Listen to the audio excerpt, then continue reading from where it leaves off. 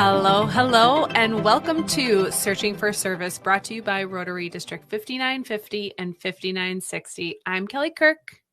I'm Chad Larson. And I'm Joe Kirk.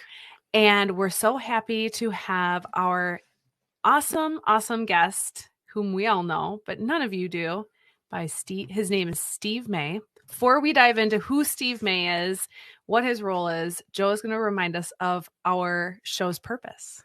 Well, before I remind you of the show's purpose, Steve was past president of the Edina Morningside. Wow. I was going to do all of that when we started talking to Steve. Well, I wanted to give him a little proper introduction. Right. And he's going to be talking to us today about the Afghan refugee program that Rotary was involved in.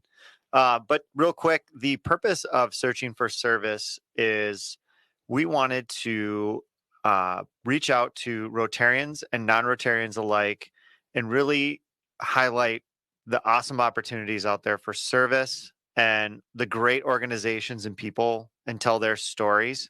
So we're really excited to tell Steve's story and learn more about the Afghan project. Welcome. Hey, it's great to be here. And I'm Steve May. And it truly is exciting. I come from a legacy Rotary family.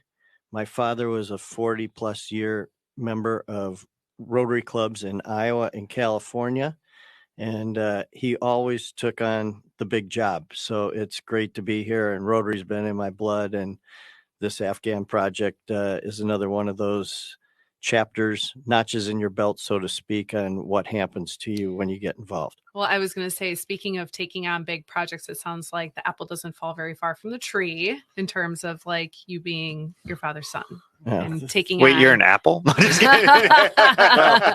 my father, to back up, the story of how I became president of Edina Morningside Rotary Club was they called me and said, we have an emergency opening in being president. And my father was a sales guy, and he said, if you aren't on the road, you aren't working. So that meant I traveled for about 40 years.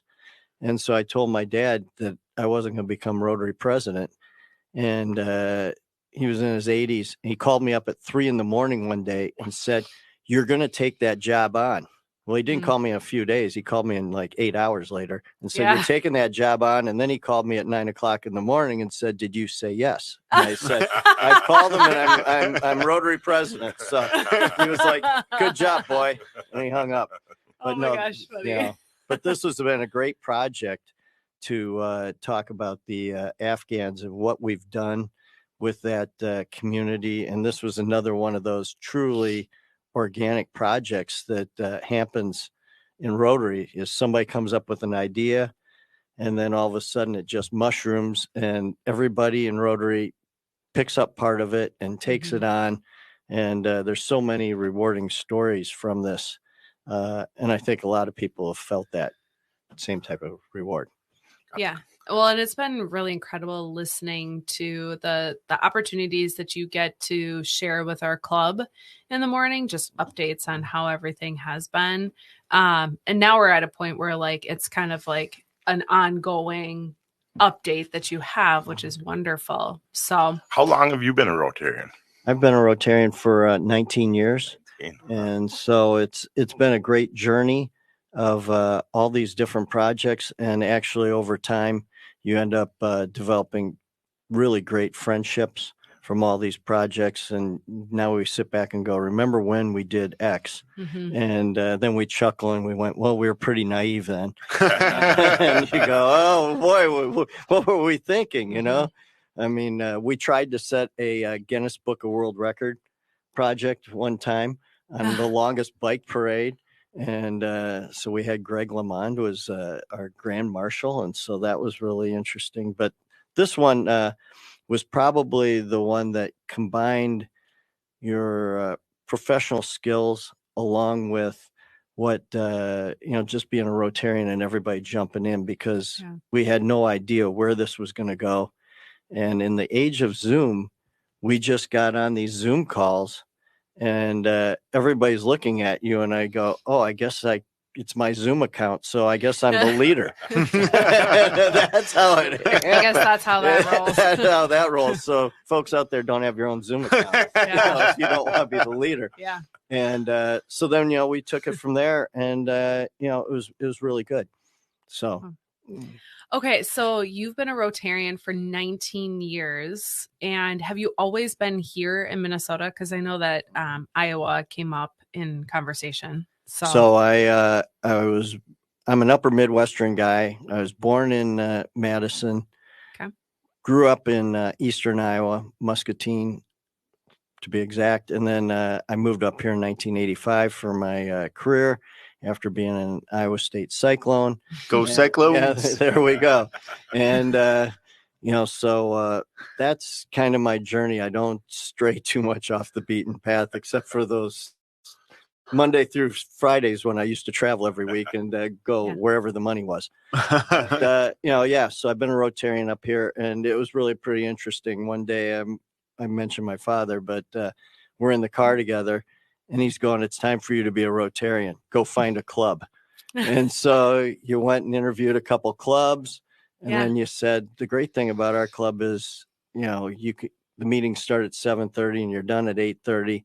Yeah. And it gives you the opportunity to go about your day. Yeah. Mm-hmm. And that's really good. And I think everybody at this table's experienced that. Yeah. It's so funny. There are individuals who have expressed interest in coming to one of our Rotary meetings. And every time I'm like, it's at 7:30 in the morning, they're like, how do you get up that early?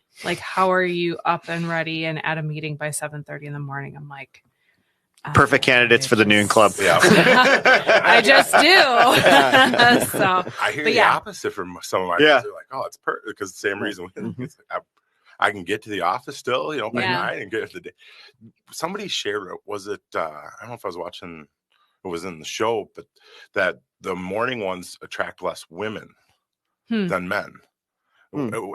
It was either at the Tri Conference when I was watching some video from it, and I was surprised, but I thought, well, getting the kiddos to school. I was just gonna say I have my thoughts or on just it.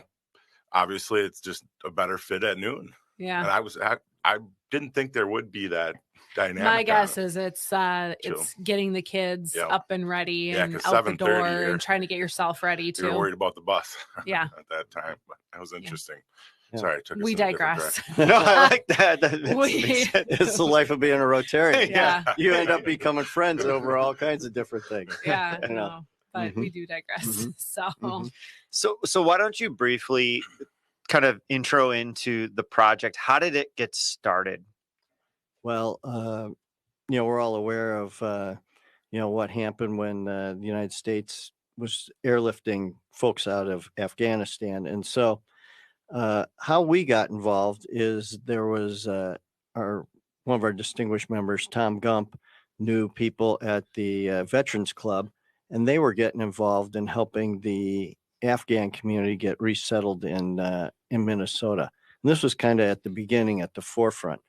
And so actually how it started is Tom said, we're going to have a Rotary Community Corps.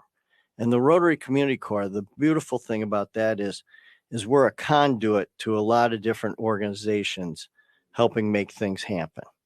And so we had 4 different clubs involved in this. We had the Bloomington, and we had the Edina Noon, and the Eden Prairie Club all involved. And we're partnering up on this. And as we go along, Tom said, well, you've got 10 days to get all the paperwork filled out. It's got to be submitted by January 1. So this was the 10th of December. So, all right, we got all the paperwork submitted, but we developed the Rotary Community Corps, and it's a way for us to bridge and become more involved out in the community. And so we started that up, and then it was like, oh, who are we going to partner with? Well, we're going to partner with the Veterans Club. And I went to a Bloomington meeting where Bob Keller was presenting. And I remember it was the coldest day of the year, not this past year, but the year before. And I'm there, and he's talking about, here's what we're going to do. And that was my first introduction to the Afghan community and what we were going to try to accomplish in terms of helping them get resettled. But we had no roadmap on what we were going to do. Right. That was the thing. I remember when we were experiencing it in real time. It was like we were making it up as we went along. We were like, I don't know, we need a space. So we found a space, but we like just reach out. And it was literally the epitome of making it up as you went. It exactly was. And when I talked about this Zoom call, we would have 10 people who were all interested in this. And we're going, what are we going to do? What's our mission? Mm-hmm. And we had some people in our group that were true entrepreneurs and they loved that environment.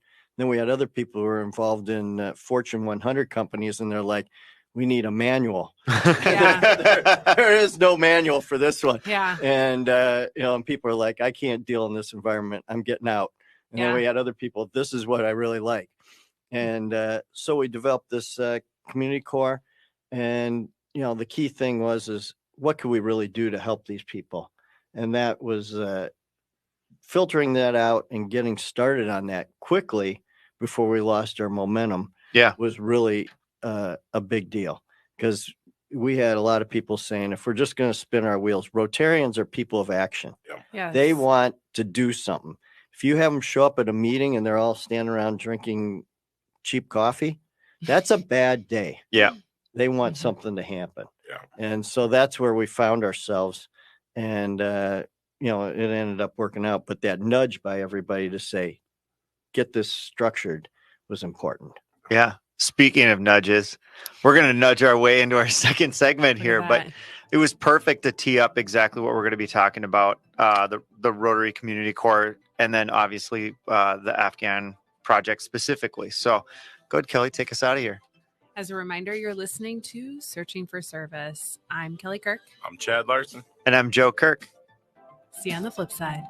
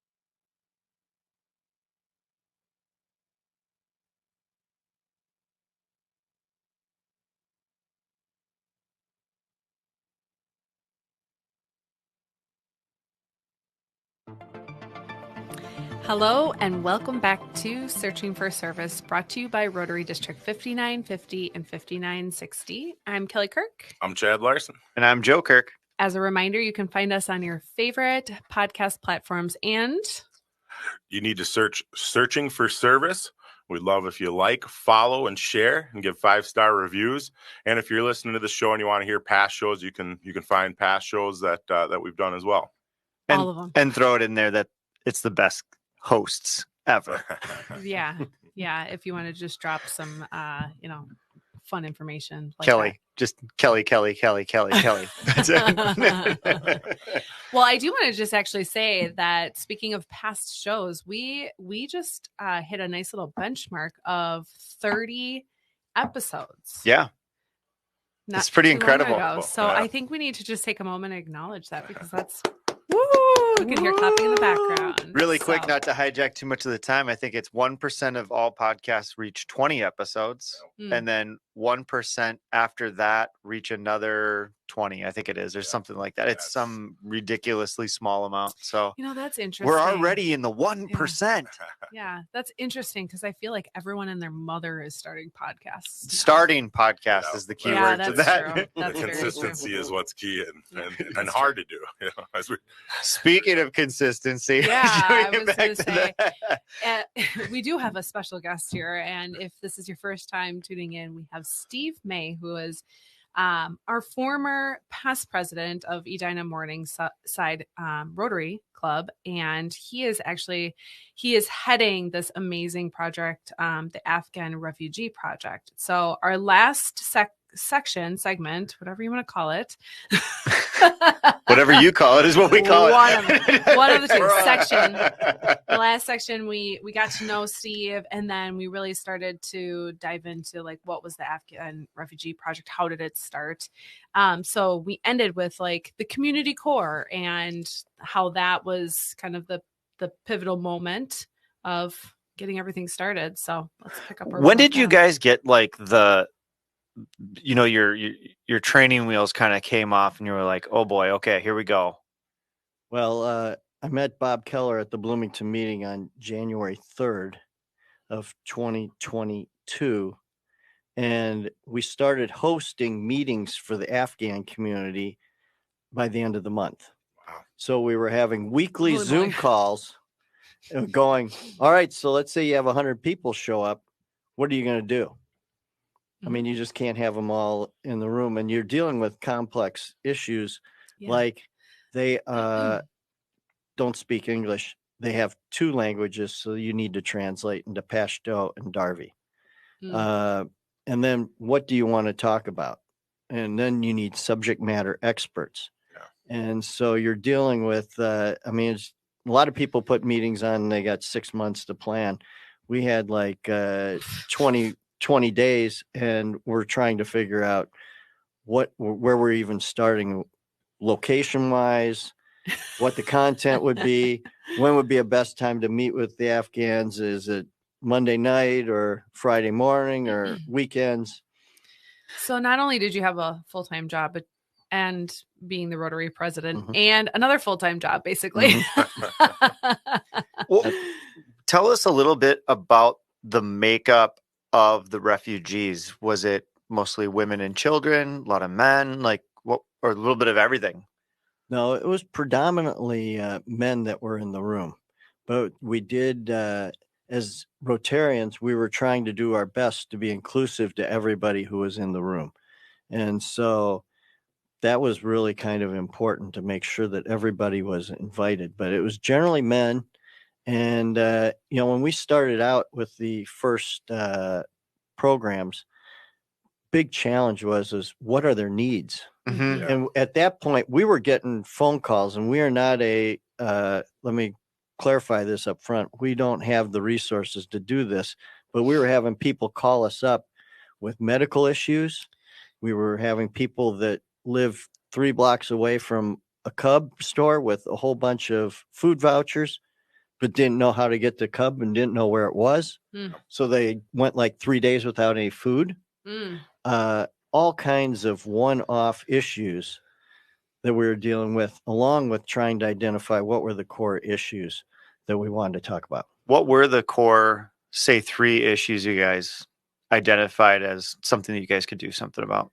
So we wanted to become connectors with subject matter experts in 4 areas. One was helping them understand language skills and gain those to help them navigate around.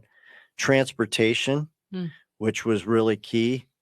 And we got a great story about that. The driver's manuals are in English, and the Afghans know Pashto and Darvi. And we got a quote to translate the driver's manuals into those languages, $21,000. Wow. I mean, and Rotarians, if we have an extra $100, it's going into some service project. Yeah. So $21,000 was just astronomical. Yeah. And so one of the great stories is we have a brand new Rotarian show up at a meeting, and I say, it's $21,000 to translate this. He raises his hand. He works for a hedge fund and says, we've got software that can translate that. Get me the manual. $21,000 goes down to one of our brand new members at his first meeting. Yeah. About 3 hours worth of work.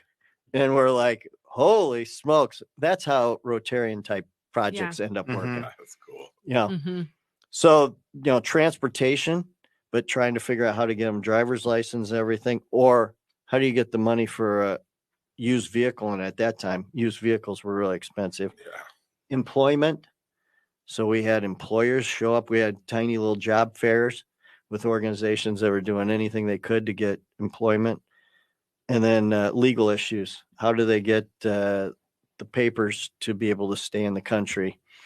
And by that time, there weren't very many immigration attorneys raising their hands saying they wanted to do this work. Yeah. So those were the 4 areas that we focus on. So hopefully, Joe, that gives a little bit of a context of where we were trying to put our emphasis and our energy at that time. What was the biggest challenge for the committee, like the group? It sounds like getting focused was one of them. But then once you guys established your focus, what was the biggest challenge? Was that just rallying the troops, kind of getting those subject matter experts, or was it something different? I would say that Americans operate on a little different schedule than the Afghans. And so we love that, their passion and the success stories that we've had, but communicating was a little bit of a challenge. Yeah. Sure. And, because when Americans say a meeting is going to start at 12:15, that's what we like to do. But we didn't realize the challenges that the Afghans had, because they maybe had 8 cars to bring people to a meeting, 100 people, and they'd have 8 people in each car. And then, and then extra. And so they were driving around town picking them up. And we just thought everybody had a car and could just drive in and would have 100 cars in the parking lot. And we started. Well, then they'd say, well, we've got people out running routes to pick people up. It was kind of like the bus. And, and so us all coming together. But that was one of the beautiful things about the project, is learning about other cultures and how everybody works and being able to pull this together and be seamless and have success stories. That was really a great thing. And on the flip side, we couldn't have done any of this without our friends at the Minnesota Council of Churches, because they had all the connections with the Afghan community. They were marvelous. So talk a little bit more about that connection between Rotary and the Council of Churches and how that worked out. So once again, a member of ours was on the board at Minnesota Council of Churches, Paul Nelson. Yeah, I was just going to say. He's on the board, and he said, call this guy. And we called Ben Whalen up, and Ben gave us a 45-minute dissertation on working with the refugee people when we were on one of these Zoom calls. And then we had Shaw, who knew Bob Keller, and started pulling that all together. And Shaw wasn't an employee of MCC at that time, but having Shaw be so involved in knowing the community, and he is all about building community. Absolutely. That is his passion, and he's wonderful at it. So he was the conduit that helped make it happen. And he knew all these people, and they'd be coming in to these events, and it was just awesome. That is absolutely incredible. Well, it was so incredible that we were asked to give a presentation at the Peace Conference for Rotary International at the International Convention. And Shaw and I and Tom Gump flew down there and was on a panel. Wow. And here's an agriculture guy on a peace conference panel. And nobody would ever connect those dots, but that's what Rotary does for us, And people go, well, how'd it go? And it was incredible. We had people from around the world, Europe, asking us questions about how things worked. And I could truly walk out of there and say, we were really competent at what we've had experienced in the last 8 or 9 months. You had no choice to. You had to make it from scratch. It's not like, again, there wasn't a manual that you could go to. And so the competency level has to be off the charts. Yeah. It was just crazy how people are asking us questions, and I'm like, we were there. We had that problem. Here's how you address it. Yeah, this is how we succeeded. Yeah. That's really great. Yeah. Well, I think that's a good way for us to tee up the next section, just talking about some of the outcomes that have come from this project, and then a few other things too. Yeah, excited. As a reminder, you're listening to Searching for Service. I'm Kelly Kirk. I'm Chad Larson. And I'm Joe Kirk. See you on the flip side.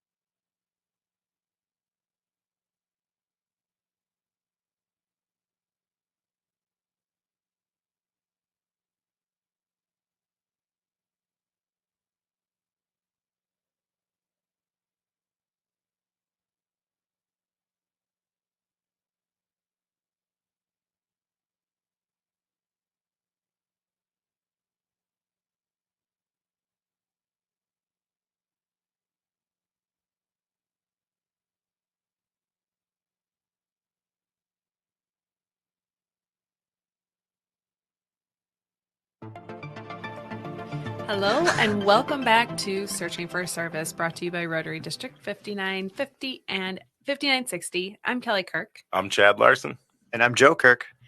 As a reminder, you can find us on your favorite podcast platforms, and you have to search for Searching for Service, and we love 5-star reviews.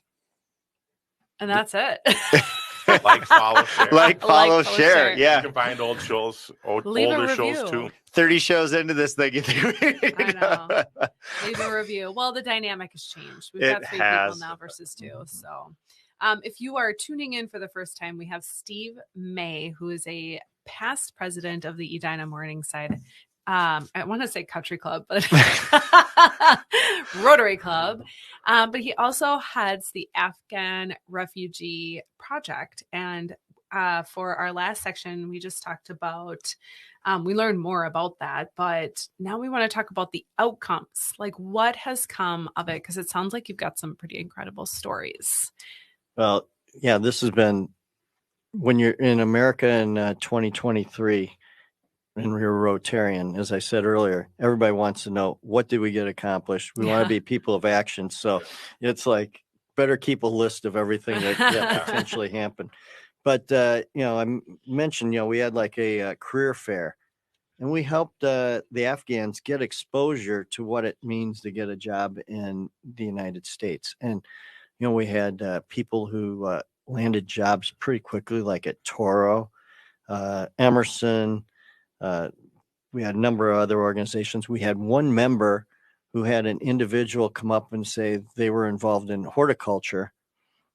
And that member said, I'm a landscape architect. I could use a horticulture person. I mean, in 10 minutes, that guy was hired.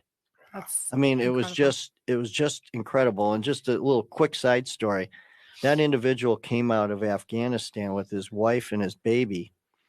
And they were, let's just say some people wanted to meet them, and it wasn't going to be favorable. Mm. And this individual kept all their papers underneath the baby's wet diaper and got through 14 checkpoints and got on the airplane and got out. And so they're very grateful to be in the United States. And all these people are so grateful for what they've had given to them. But so people got jobs.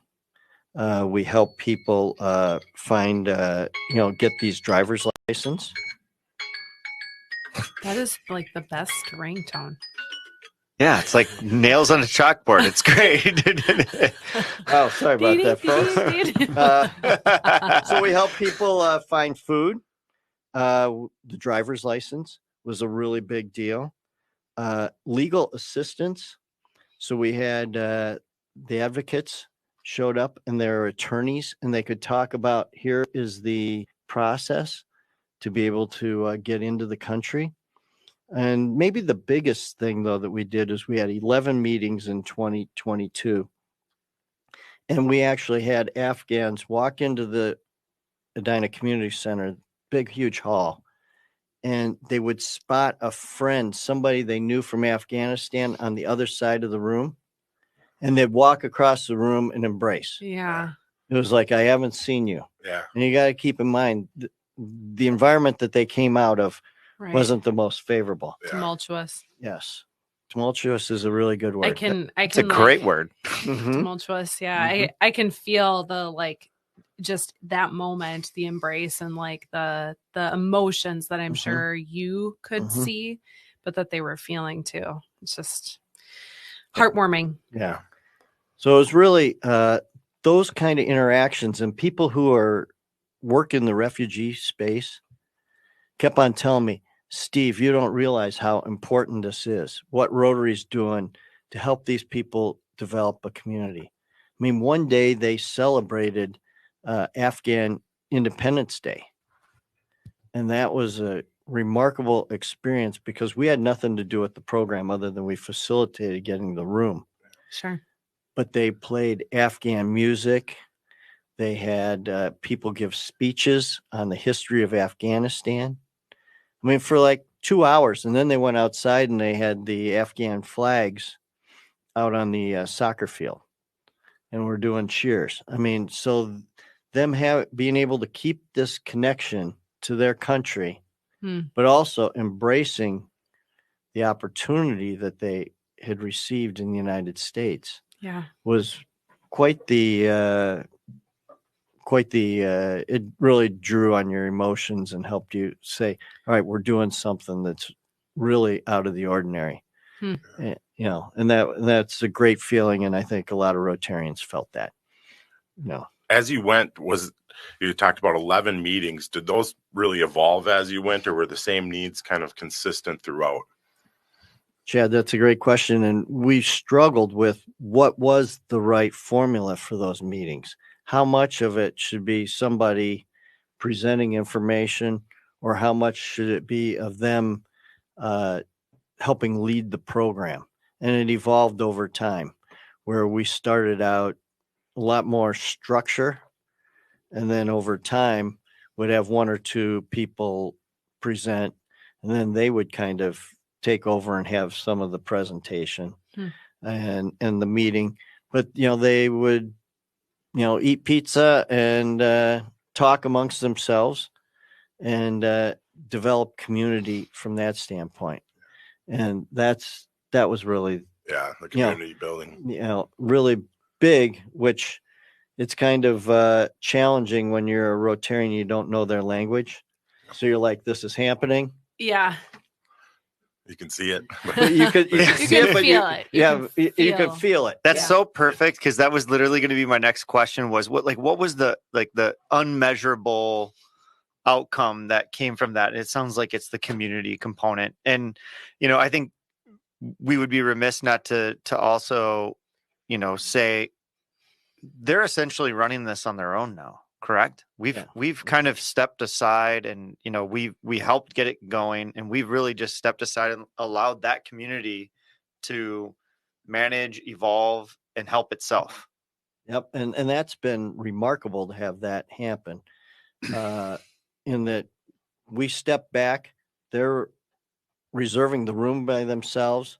I get a text sometimes the Friday night before saying, we're having a meeting, come show up and would like to see you. And they're so grateful for Rotary and everything that we've done. I mean, there's 75 people, and they talk about what we did and what MCC did to help make that happen. And now they're like 3 weeks out telling us, hey, come on by. When you're part of the family, some of these people, because we've had meetings amongst their leadership and us, just trying to bridge this gap and get to this point, Joe. And that was the big objective, was to help make them self-sufficient. And now that if we want to get to an outcome, that's the real big win, is that 75% of the people are self-sufficient after about 18 months. That's incredible. It is. Yeah. Whereas, you think about what would the outcome have looked like if they didn't have a resource like that? Like, how much longer would it have taken? And it would have, nobody really knows the true answer to that, but it would have taken longer. Oh, well, I know. Right? I can imagine it would be at least double the amount of time, if not longer. So, it's incredible that you can kind of come in, provide these resources, get them all coordinated into that particular environment, that community, and then they go off running. Well, it's the marker of pretty much every nonprofit work out there, is they're trying to eliminate the need for their service. We've had other people on here and they're like, we just want to never be necessary. And that should be the truest marker of success for this program, is you're not needed anymore, but you're welcomed. Mm-hmm. I think that's really special. Well, and they still have you as a resource too. So when the need comes up for any sort of specific component of what the need is, then they can tap you and go, hey, where can we find this? How can we get access to this? Well, that's absolutely correct. And take it beyond that. We are having a lot of organizations within Minnesota and the Twin Cities Metro that I probably get 3 emails a month from people saying, you were involved in the Afghan situation. How would you go handle this? Somebody contacted last week and said, we're trying to find somebody to help fix an Afghan's automobile. Any suggestions? On down the line, we're getting emails and questions, or who would you talk to about this? What about that? And now, build on that, we're finding other groups that are coming into Minnesota to learn about refugee services from other countries. And they're contacting us saying, what did you do with the Afghans? So it really has developed into this community core thing that we tried to do 18 months ago that has happened, because now we got this network. Like one of our members is very involved in the library system, Maureen Smith. Mm-hmm. And she was at every meeting, and she was at about 8 of them, and nobody ever talked to her. And then all of a sudden, a bunch of kids showed up, and she had coloring books. Boom! The coloring books disappeared. I mean, the kids were so happy. And so she was a tremendous resource. I mean, it seems like such a little thing when in actuality it turns out to be like a huge component of that figurative manual that you guys have created. Mm-hmm. So it's been fun. Well, and it'll be fun to explore in the next segment what you hope or see as the future of the Rotary Community Corps, and how it can serve other groups, or it sounds like it's a lot of it has to do with being a model for what's next. So we'll talk a bit more about what we think what that next looks like and how that it can continue to succeed. As a reminder, you're listening to Searching for Service. I'm Kelly Kirk. I'm Chad Larson. And I'm Joe Kirk. We'll see you at the next section.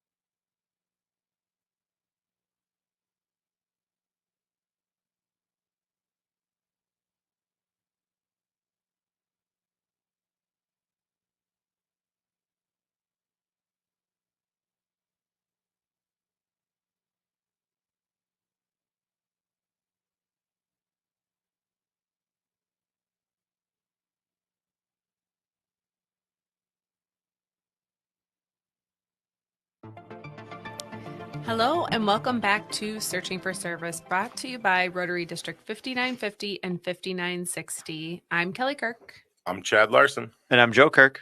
As a reminder, you can find us on your favorite podcast platforms, and we love 5-star reviews. 5 gold stars. And you can find us by searching for service. And so we should be on all platforms. Tongue twister. Yeah, Poor Chad. I've tried to find a better way. Inputs, searching for service. Type in. Yeah. All right. If you're tuning in for the first time, we have Steve May. He is the past president for Edina Morningside Rotary Club. But subsequently, Indubitably. he also was head of the Afghan Refugee Project, and what an incredible project it has been. So we've learned about Steve. We've learned about how the Afghan Refugee Project came to fruition, some of the outcomes. But now we always like to end talking about with our guests what they envision for these specific nonprofits or projects that they have been a part of. And so we started talking a little bit about some of that stuff during our break. So let's dive in. Well, it's great. One thing with regard to this project, that is a big question of how do they end?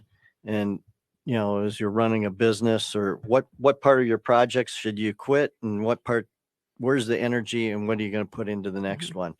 And this project was a project that just organically happened all of a sudden, as hopefully you got that point. And, the Afghan community is 75% self-sufficient now, and which is tremendous after 18 months. So we have backed away from helping organize all their meetings and, facilitating communication with a lot of different groups.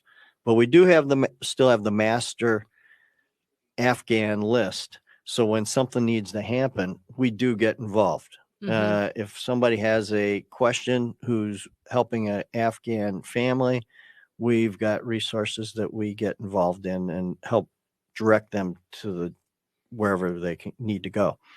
So we see, though, the Afghan community continuing to take this community building concept and doing it more so on their own. But we've learned a lot of things from this. And so obvious question is there a need to get involved with the Ukrainian community coming here? I mean, now one thing we learned is that all the refugees are somewhat different. So they know the Ukrainian community knows English better than the Afghan community. So that's a big advantage. So they, as we've been here, have been quicker to get, established, develop, ability to navigate around, Minnesota and into United States society. But there's a lot of them that they believe are going to be coming. Also, there's a lot of resources coming from the state to help the resettlement agencies like MCC.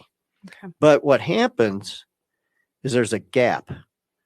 You've got these resettlement agencies that are helping these individuals, and then after 6 months, the resources diminish. Yep. And that was the gap that happened for Rotary in the Rotary Community Corps. That's where we filled the gap, is that everybody was going, where do we go now? Yeah. And there's nobody there. And the resources, those people are in helping people resettle. They're pretty good-hearted people, so they just don't turn them loose, but they aren't getting paid, and all of a sudden they don't have the resources. Yeah. So that's where we fit in, and I think there will be other opportunities. There is a delegation coming over from Poland this fall, and they're like, how do we help refugees? And they're like, oh, we'll go talk to the Rotarians. They've been involved in it. Yeah.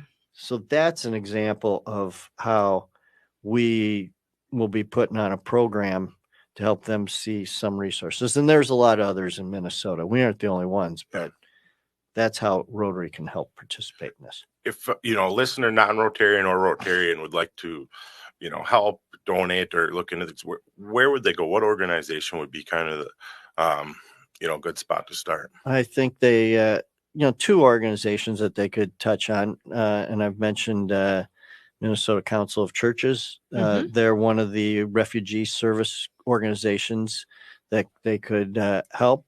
Your local churches all often have a family or two that they're helping support, and that takes a lot of effort when you get a family that comes here, because they might need rides to doctors' offices, might need rides to legal services, the grocery stores, everything. Yeah. And then find Edina Morningside Rotary Club on the web, and look on there, and you'll see. Contact Steve May at. No, we're happy to see what we can do to help facilitate. That's the whole idea of helping.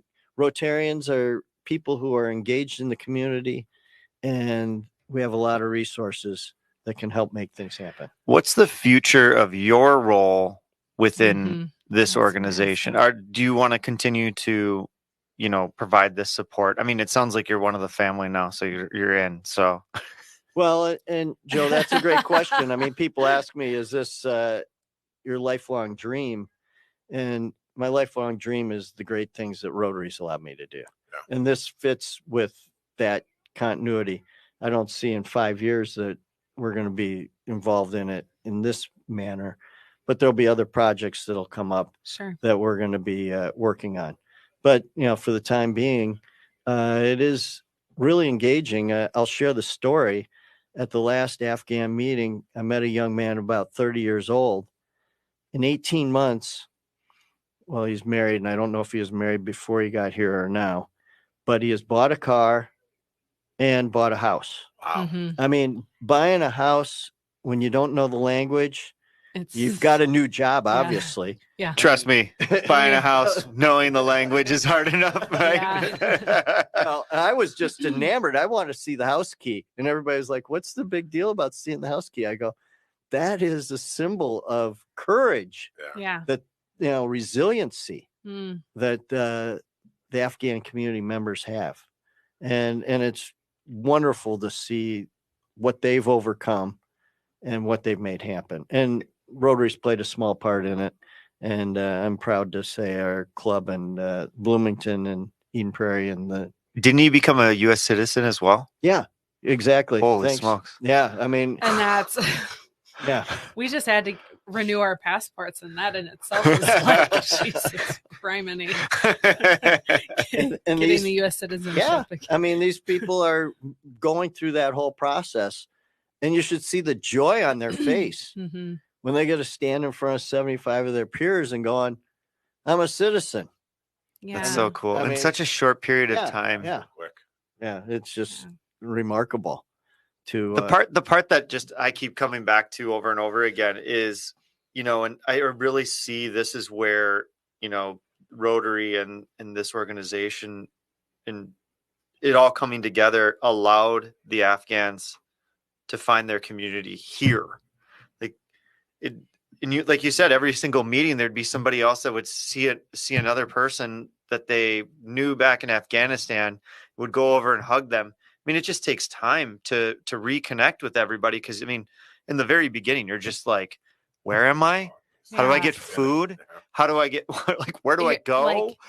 They're dropped in the middle of January. Welcome to Minnesota. Yeah.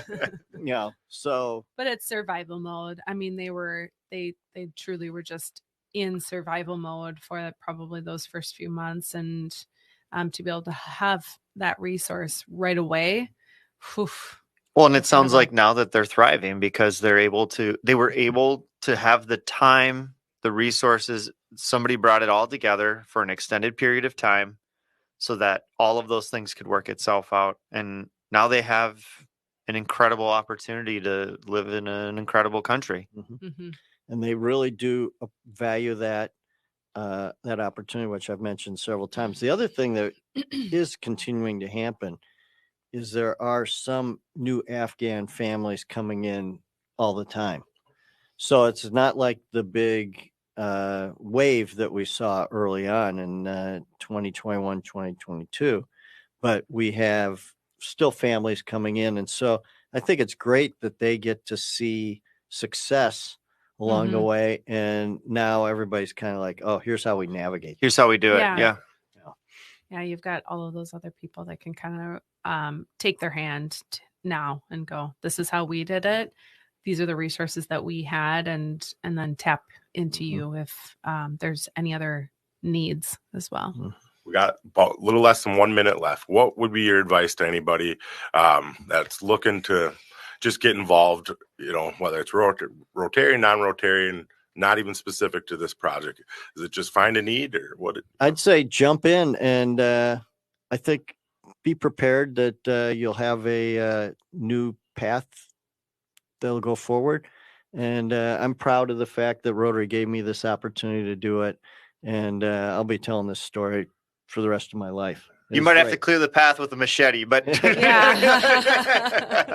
Great. And a But few there's other one people there behind you as That's well. good advice. So. That's for sure. Thanks, Steve, for being Yeah. on. Yeah, thanks what a for joining us. Great guest. We were so happy to have you, and thank you again for joining us to share everything about the Afghan Refugee Project. I will put the link for the Minnesota Council of Churches in the description if you're looking to find them to get involved at all as well. Thank you for tuning in to Searching for Service. It's time to stop searching And start serving. Thanks for listening.